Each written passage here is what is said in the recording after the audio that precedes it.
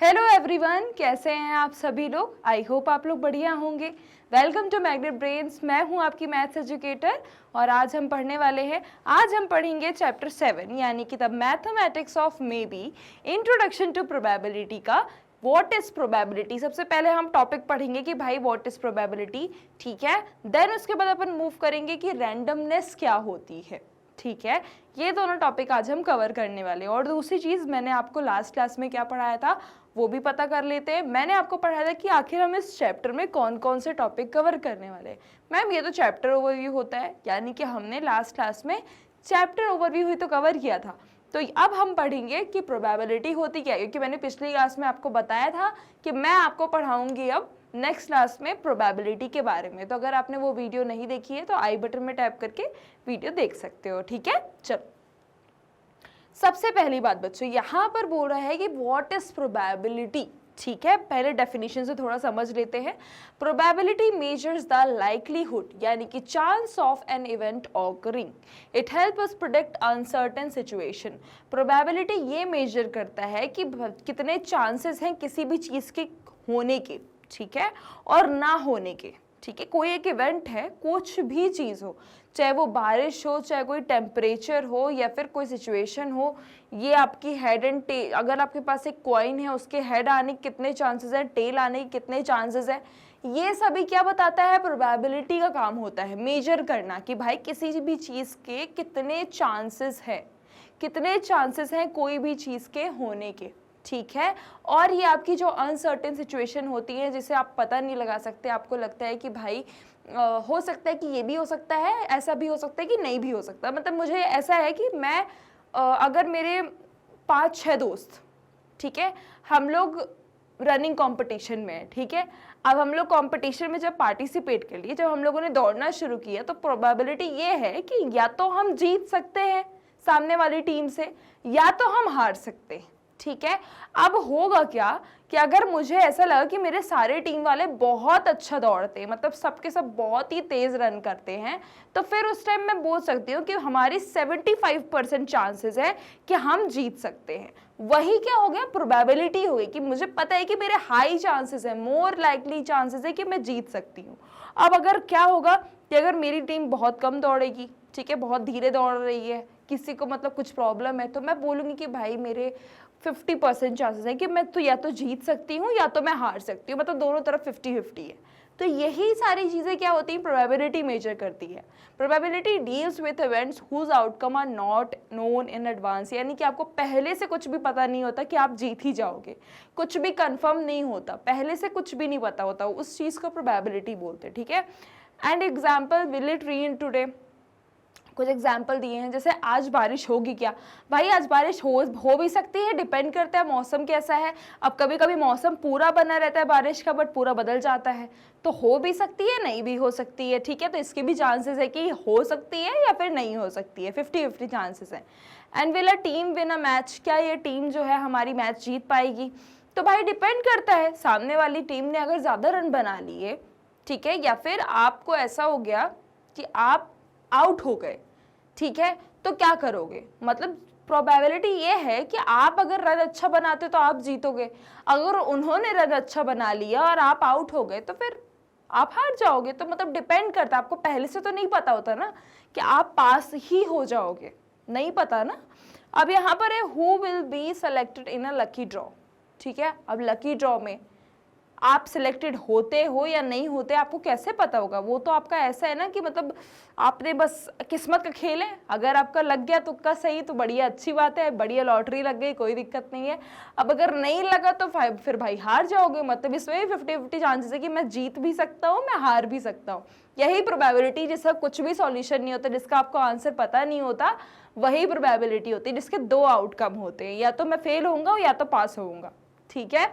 चलो, की टर्म्स यहाँ पर क्या क्या है, इवेंट होता है, रैंडम इवेंट होता है, चांस एंड रैंडमनेस होती है। सबसे पहले इवेंट जान लो, एन ऑकरेंस और आउटकम, ठीक है। इवेंट मतलब क्या होता है, जो आउटकम आपको मिलता है, ठीक है, जो ऑकरेंस होता है, जो आउटकम आपको यानी कि जो रिजल्ट मिलता है, ठीक है, जो रिजल्ट मिलता है। रैंडम इवेंट यानी कि an event whose outcome can not be predicted with certainty.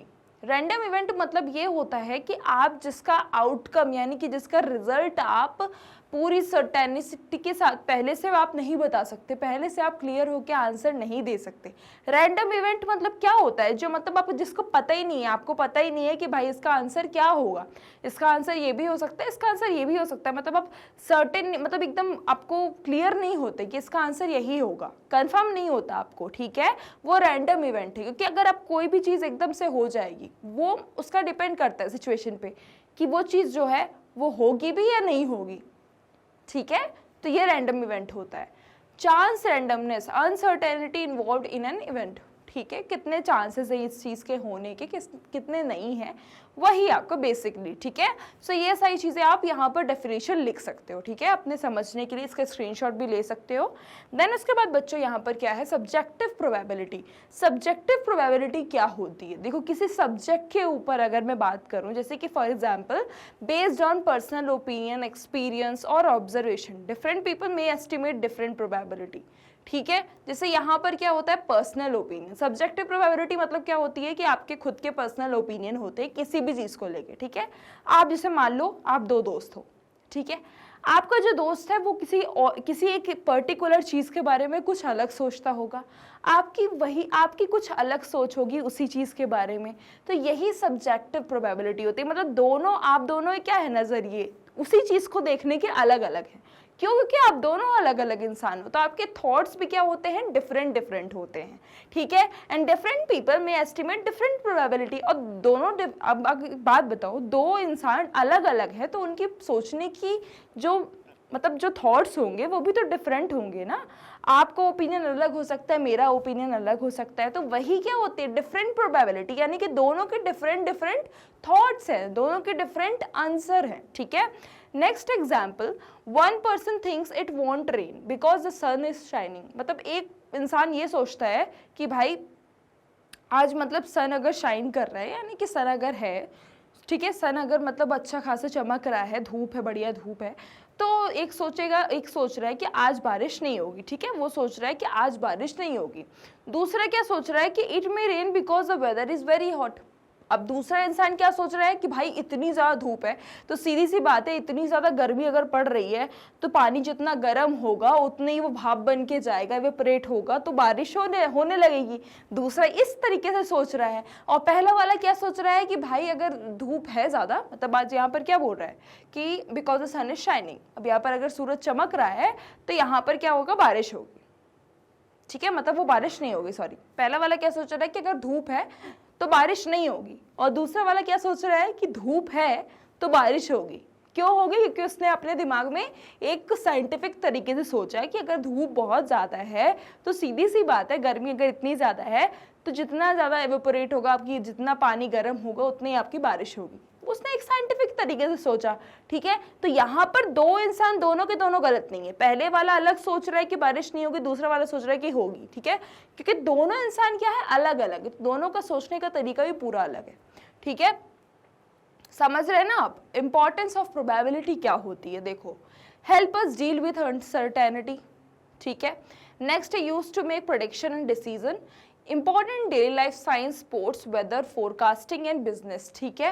इन सब चीज़ों में क्या होता है, प्रोबेबिलिटी का जो है इंपॉर्टेंस है। यानी कि चाहे आपको साइंस की बात करूँ, मैं किसी भी वेदर फॉरकास्टिंग की बात करूँ कि आज बारिश होनी है या नहीं होनी है, ज़्यादातर क्या होता है जब आप वेदर फॉरकास्टिंग की बात करते हो, ठीक है, तो उसमें आपको ज़्यादातर क्या दिखाता रहता है कि 95% चांस है कि आज बारिश होनी है, ये आपको पहले से दिखाता है ना। कभी कभी ये भी दिखाता है कि 100% चांस है कि आज प्रोबेबिलिटी है कि आज बारिश होगी, ठीक है, इतने परसेंटेज चांस है कि आपका जो है यूवी रेज जो है इतने ज़्यादा होंगी आज बाहर, तो आपको नहीं निकलना है बाहर, ये भी दिखाता है, ठीक है। अगर आप देखोगे अपना कभी वेदर फोरकास्टिंग में तो आप वहाँ पर हर एक चीज़ दिखाता है आपको डिटेल में कि भाई इतनी बारिश होने वाली है आज, ठीक है, इतनी धूप है, हाइड्रेटेड रहना, पूरे तरीके से पानी पीते रहना, ये भी चीज़ दिखाता है, सब कुछ दिखाता है, वो हर एक चीज़ दिखाता है। तो यही क्या होती है, अब जैसे स्पोर्ट्स में भी देखोगे आप तो क्या होता है, जब दो टीम खेलती रहती है ना तो उसमें आपकी प्रोबेबिलिटी दिखाता रहता है कि अगर इतने रन बना लेती हैं तो इतने चांसेस बढ़ जाएंगे ये वाली टीम के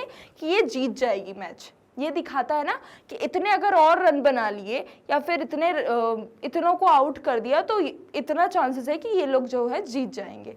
तो यही सब क्या होती है, प्रेडिक्ट करते हो आप चीज़ों को। प्रोबेबिलिटी आप खुद से, मतलब इंपॉर्टेंस है ये इसी वजह से क्योंकि आप खुद से अज्यूम करके बता सकते हो कि इतनी चांसेस है कि अगर आपको कोई चीज़ बहुत ज़्यादा होते हुए दिख रही है, ठीक है, अगर कोई बंदा बहुत ही अच्छे तरीके से खेल रहा है तो आपको पता है कि भाई ये 90% चांस है कि जीत जाएगा। अब वो 10% उसकी किस्मत है कि वो अगर हार गया तो सीधी सी बात है, ठीक है, उस पर डिपेंड करता है, बट 90% आपको क्लियर होता है कि ये चांस है कि ये जीत जाएगा। तो इसी तरीके से इंपॉर्टेंस होती है प्रोबेबिलिटी की, इस तरीके से। नेक्स्ट है यहाँ पर what is randomness. Randomness means the exact outcome, ठीक है, जो exact outcome can not be predicted before hand. Randomness मतलब वो होता है कि जिसका आपको एग्जैक्ट आउटकम यानी कि जो एकदम कंफर्म्ड आंसर होता है वो आपको पहले से कुछ भी नहीं पता होता, ठीक है, एक टाइप का प्रोबेबिलिटी ही है ये। We may know all possible outcome but not which one will occur. मतलब हमें ये पता होता है कि भाई हमें ये नहीं मतलब यहाँ पर क्या बोल रहा है कि हमें पता होता है कि हमें ये आ सकता है, ये आ सकता है। मतलब जैसे अगर मैंने एक सिक्का लिया, उसको अगर मैंने थ्रो किया तो सीधी सी बात है हेड आएगा या तो टेल आएगा, ठीक है, ये मुझे पता है कि उसके क्या क्या आंसर हो सकते हैं, बट मुझे ये नहीं पता होता कि यही आएगा मेरे सिक्का थ्रो करने पे, भाई यही आएगा, मतलब हेड ही आएगा या टेल आएगा, ये मुझे कंफर्म नहीं होता। तो यही तो आपको बताना चाह रहा है कि रैंडमनेस क्या होती है। रैंडमनेस वो होती है जिसका आपको आंसर पहले से नहीं पता होता। आपको सारे पॉसिबल आउटकम पता होते हैं कि ये आपका रिजल्ट आ सकता है, ये रिजल्ट आ सकता है, बट आपको ये नहीं पता होता कि यही आंसर आएगा मेरा, ठीक है। या फिर उसके बाद एग्जाम्पल है टॉसिंग अ कॉइन, ठीक है, पॉसिबल आउटकम या तो हेड आएगा तो टेल आएगा, यहाँ पर वही बताया है। दूसरी चीज है यहाँ पर रोलिंग अ डाई। अब यहाँ पर दूसरा एग्जाम्पल ये भी है कि अगर आप एक डाई को रोल करते हो, ठीक है, डाई को रोल करते हो तो उसमें 6 नंबर्स होते हैं, या तो 1 आ सकते हैं, या तो 2 आएगा, 3 आएगा, 4 आएगा, 5 आएगा, 6 आएगा। तो पॉसिबल आउटकम कितने हैं यहाँ पर, 6 हैं, ठीक है, 1 2 3 4 5 6, मतलब इतने नंबर्स जो है आ सकते हैं। अब मुझे ये तो नहीं पता ना कि 1 ही आएगा इस बार थ्रो करने में या फिर 6 ही आएगा, नहीं पता ना। तो यही सारी चीजें जो है बताइए, मतलब पॉसिबल आउटकम कितने हो सकते हैं। तो पॉसिबल आउटकम क्या हुआ आपका, जो आपके दिमाग में सारे आंसर आ रहे हैं कि ये हो सकता है, ये हो सकता है, ये हो सकता है, ये पॉसिबल आउटकम है कि ये सारी सिचुएशन है, इनमें से कुछ भी आ सकता है। एग्जैक्ट आंसर आपको नहीं पता होता। नेक्स्ट है random experiment, an activity whose outcome is uncertain, can be repeated many times, different outcome may occur each time, ठीक है। यानी कि अब यहाँ पर रैंडम एक्सपेरिमेंट की अगर मैं बात करूँ तो हो सकता है कि आपका वही आउटकम बार बार आता रहे। फॉर एग्जाम्पल जैसे कि अगर आप एक डाइस थ्रो करते हो, ठीक है, बार बार हो सकता है कि 1 आता रहे, थ्रो करने में 1 आता रहे, 2 आता रहे, और आपके दिमाग में क्या होता रहेगा, आपके दिमाग में लगेगा कि ये आ सकता है, ये आ सकता है, ये आ सकता है, ये आ सकता है। तो मतलब यहाँ पर क्या है कि आपका एग्जैक्ट आंसर आपको कुछ भी नहीं पता होता, ठीक है, ये चीज हो गई, और वो बहुत बार रिपीट भी हो सकता है। नेक्स्ट है think and reflect, such unpredictability can be useful sometimes. For example, in a cricket match, the fact that a coin is tossed to decide which team will bat first is considered to be a fair method. Can you explain why? ठीक है, for example अगर मैं बात करूँ cricket match की, तो वहाँ पर ये क्वेश्चन ये बोला है कि जैसे ये आप कॉइन जब आप टॉस करवाते हो, ठीक है, जब कॉइन टॉस होता है तो हमेशा बैटिंग फर्स्ट के लिए ही मेथड ये क्यों अप्लाई होता है, मतलब ये फेयर मेथड क्यों कहते हैं कि सामने वाला अगर कॉइन टॉस करते हैं और वो जीतता है तो वो बैटिंग पहले करेगा, तो ये फेयर मेथड क्यों होता है। पहली चीज़ तो ये है कि देखो अगर आप जाते हो, ठीक है, अब आप 2 टीम खड़ी हुई है यहाँ पर, ठीक है, जब वो यहाँ पर वो टॉस करता है तो सीधी सी बात है ना आपको पता होता कि आप जीतने वाले हो, ना सामने वाली टीम को पता होता कि यहाँ पर हेड आने वाला है या टेल आने वाला है, ठीक है। वो बोल देता है कि अगर हेड आएगा तो आपको बैटिंग करनी होगी और सीधी सी बात है टेल आएगा तो आपको बॉलिंग करनी होगी, यही बोलता है वो। अब अगर उसको सामने वाले दोनों को टीम को नहीं पता था पहले से कि मुझे बैटिंग करनी पड़ेगी पहले या फिर उसे बॉलिंग करनी पड़ेगी, दोनों को नहीं पता, ठीक है, जिसका जो आ गया उसे वो करना होगा, मतलब दोनों ही प्रिपेयर नहीं रहते, ठीक है, किसी भी एक सिचुएशन के लिए। तो यहाँ पे पार्शियलिटी हो नहीं रही है, ठीक है, पहले से किसी को पता है नहीं कि मुझे बैटिंग करनी पड़ेगी स्टार्टिंग में, या उसे भी नहीं पता कि मुझे बॉलिंग करनी पड़ेगी, दोनों को नहीं पता होता। तो एकदम क्या होता है उसी टाइम इंस्टेंट क्या होता है उसी सिचुएशन में आंसर आपको बताया जाता है कि भाई तुम्हें अभी बैटिंग करनी है, ठीक है, एकदम इंस्टेंट उनसे बोलते हैं कि तुम्हें चूज करना पड़ेगा तुम्हें क्या चाहिए, ठीक है, तुम्हें क्या लेना है, ठीक है, हेड लेना है टेल लेना है, ठीक है। अब अगर उन्होंने वो ले लिया तो एकदम इंस्टेंट आंसर निकलता है कि आपको बैटिंग करनी है, आपको बॉलिंग करनी है, ठीक है, वो दोनों डिसाइड करते हैं, ठीक है। तो यहाँ पर दोनों ही टीम को नहीं पता होता कि किसे बॉलिंग करनी है किसे बैटिंग, ठीक है। क्यों? क्योंकि सीधी सी बात है, कोई भी आउटकम आ सकता है, कोई भी जीत सकता है टॉस। ये वाली टीम अगर जीतेगी, मान लो उस टीम ने ले लिया कि मुझे बैटिंग करनी है, तो सीधी सी बात है सामने वाली टीम को बॉलिंग करनी पड़ेगी। या फिर मान लो ये वाली टीम जीत गई गलती से, तो ये वाली टीम को सोचना पड़ेगा मैं बैटिंग करूंगा। तो इसमें दोनों की ही वो नहीं है, मतलब दोनों की ही तरफ से ऐसा होता है कि सिचुएशन एकदम उसी सिचुएशन में आपको आंसर मिलता है, पहले से कुछ भी पता नहीं होता आपको, इंस्टेंट आपको एकदम क्या करना होता है, प्रिपेयर करना पड़ता है खुद को, ठीक है। तो यही फेयर सिचुएशन होती है, इसलिए यहाँ पे पार्शियलिटी नहीं होती और ये फेयर मेथड होता है, क्योंकि दोनों ही क्या कर सकते हैं, दोनों की प्रोबेबिलिटी ऐसी हो जाती है कि मतलब ये भी जीत सकता है ये भी जीत सकता है, दोनों के साथ पार्शियलिटी नहीं होती है, ठीक है। अब यहाँ पर why is rain considered random. Rain को रैंडम क्यों कहते हैं, मतलब रैंडम क्यों कंसीडर किया जाता है। तो पहली बात तो ये है कि टेम्परेचर के ऊपर डिपेंड करता है कि टेम्परेचर कैसा होगा, अच्छा हुआ तो बारिश होगी, नहीं होगा तो बारिश नहीं होगी। ह्यूमिडिटी पे डिपेंड करता है, विंड पे, हवा पे डिपेंड करता है, एयर प्रेशर कैसा है ये भी डिपेंड करता है। एग्जैक्ट प्रेडिक्शन इज डिफिकल्ट, मतलब एग्जैक्ट आप नहीं प्रिडिक्ट कर सकते कि इसका आंसर क्या होगा, ठीक है। यहाँ पर अब है think and reflect. Ask your friend to predict the outcome of a ₹1 coin you toss, ठीक है। अब आपको अपने दोस्त से पूछना है, ये आपके लिए क्वेश्चन है, ठीक है। दोस्त से पूछ रहे हैं कि मुझे प्रिडिक्ट करके इसका आंसर बताओ ₹1 कॉइन का, ठीक है, कि इसका रिजल्ट क्या निकलेगा, ठीक है। जब मैं टॉस करूंगा तो इसका रिजल्ट क्या निकलेगा। Do you see that your friend could guess heads or tails but could not know for certain. क्या आपने देखा एक चीज नोटिस की, देखो अब आप अपने दोस्त के पास जाओ और उससे पूछो कि जब मैं ये सिक्के को थ्रो कर रहा हूँ तो आप बताओ इसका आंसर क्या होगा। वो बोलेगा हेड और टेल होगा, और क्या होगा। तो आप बोलोगे कि मुझे एग्जैक्ट आंसर बताओ कि इसको थ्रो कर रहा हूं मैं तो अभी आने क्या वाला है, हेड आएगा या टेल आएगा। उससे ऐसे बोलो कि हेड आएगा या टेल आएगा, मुझे एग्जैक्ट आंसर दे के बताओ। तो वो क्या एग्जैक्ट आंसर दे पाएगा, बिल्कुल नहीं दे पाएगा, मतलब वो दे ही नहीं सकता, क्योंकि उसे कैसे पता होगा कि हेड और टेल क्या ही आने वाला है। क्योंकि आपने थ्रो किया है तो जरूरी थोड़ी ना कि हेड ही आएगा। मान लो उसने सेलेक्ट कर लिया कि हेड आएगा, ठीक है, हेड आएगा भाई तो फेक, ऐसे अगर उसने बोला तो आपने फेक दिया, तो ऐसे जरूरी थोड़ी ना है, हेड और टेल दोनों में से कुछ भी आ सकता है, ऐसा है, ठीक है। And that's randomness, all possible result are known but each individual try is unpredictable, ठीक है। यानी कि आपको पता है कि ये रिजल्ट और ये रिजल्ट दोनों है। आपके दोस्त क्या बोलेगा आपको कि या तो हेड आएगा या तो टेल आएगा, ठीक है। आप बोलोगे उसे कि ठीक है हेड और टेल आएगा बट मुझे आंसर तो बताओ कि हेड और टेल में क्या आएगा। उसे मतलब पॉसिबल आंसर पता है कि हेड आ सकता है टेल आ सकता है, बट उसे कंफर्म आंसर नहीं पता। यही तो रैंडमनेस है कि आपको पॉसिबल आउटकम सारे पता होते हैं बट आपको एग्जैक्ट आंसर किसी का नहीं पता होता। यही तो रैंडमनेस है और यही प्रोबेबिलिटी है, ठीक है। सो आपका जो ये टॉपिक है रैंडमनेस का और प्रोबेबिलिटी का, वो यहीं पे खत्म होता है। हमने यहाँ पर क्या क्या पढ़ा, सब्जेक्टिव प्रोबेबिलिटी पढ़ी, रैंडमनेस पढ़ी, प्रोबेबिलिटी क्या होती है, ये सारी चीज़ें आज हमने कवर की है। अब पढ़ेंगे हम नेक्स्ट क्लास में कि भाई प्रोबेबिलिटी का स्केल क्या होता है और इसकी एक्सरसाइज सॉल्व करेंगे। सो मिलते हैं नेक्स्ट क्लास में। सॉरी क्लास के लिए आगे वीडियोस के लिए आप हमारे यूट्यूब चैनल, वेबसाइट, एप्लीकेशन को विजिट कर सकते हैं। मैग्नेट ब्रेन्स आपको प्रोवाइड करता है ये सभी टॉप कोर्सेज जो कि इंग्लिश और हिंदी दोनों मीडियम में अवेलेबल है with high quality education 100% free of cost. E notes and e books की लिंक आपको डिस्क्रिप्शन बॉक्स में मिल जाएगी। सो लाइक शेयर सब्सक्राइब करना बिल्कुल भी मत भूलिएगा। अपना ध्यान रखिएगा। Thank you so much.